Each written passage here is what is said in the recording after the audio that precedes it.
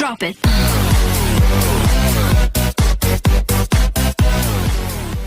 Assalamualaikum warahmatullahi wabarakatuh. Kenalkan, nama saya Muhammad dan NIM 19291420003, jurusan Teknik Komputer, Fakultas Teknik, Universitas Negeri Makassar.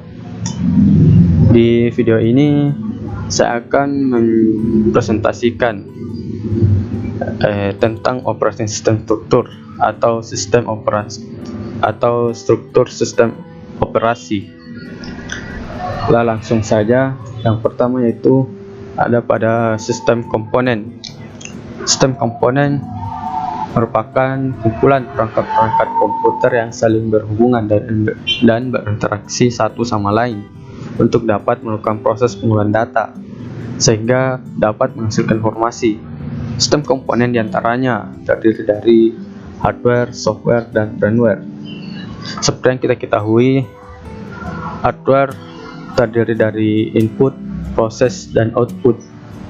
Input atau perangkat pemasukan berfungsi memasukkan data-data atau perintah pada komputer, misalnya seperti keyboard, mouse, webcam, scanner, dan lain-lain.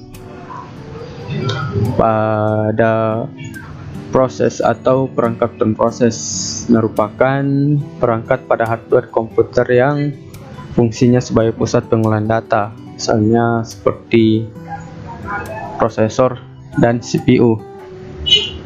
Pada output perangkat keluaran berfungsi untuk menampilkan hasil pemrosesan data-data, misalnya seperti monitor, proyektor, printer, dan lain-lain. Kemudian selanjutnya operating system service meliputi pertama program development, program execution, access or device, controlling system and file access, error detection dan response. Kemudian selanjutnya system calls. System calls disediakan untuk membantu pertukaran informasi antara pengguna dan sistem operasi. Contohnya, system calls untuk meminta dan mengatur waktu dan tanggal, atau meminta informasi tentang sistem itu sendiri, seperti jumlah pengguna, jumlah memori, dan disk yang masih bisa digunakan, dan lain-lain.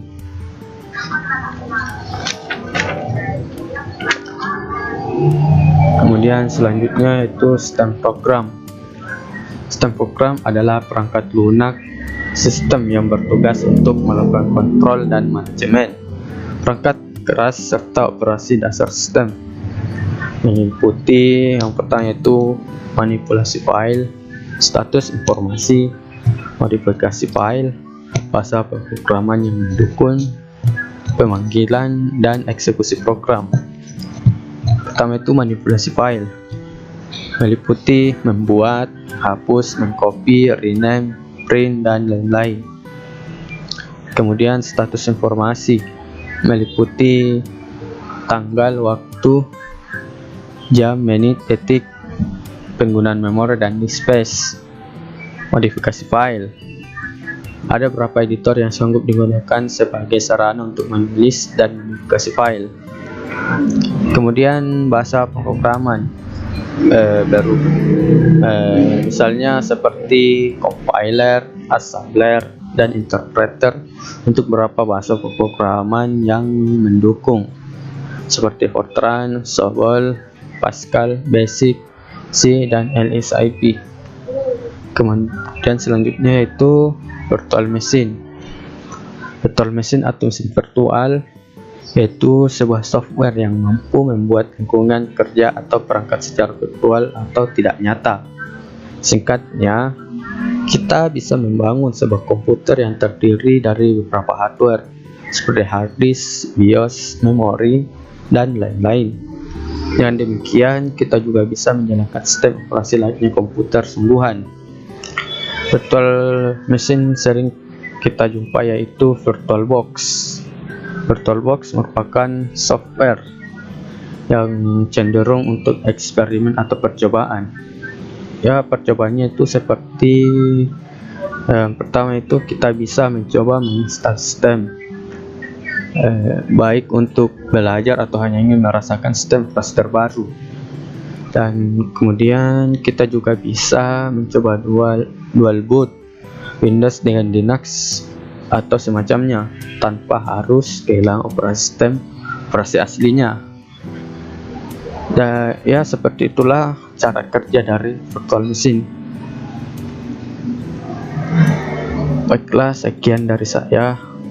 Lebih dan kurangnya mohon dimaafkan. Wassalamualaikum warahmatullahi wabarakatuh. Terima kasih.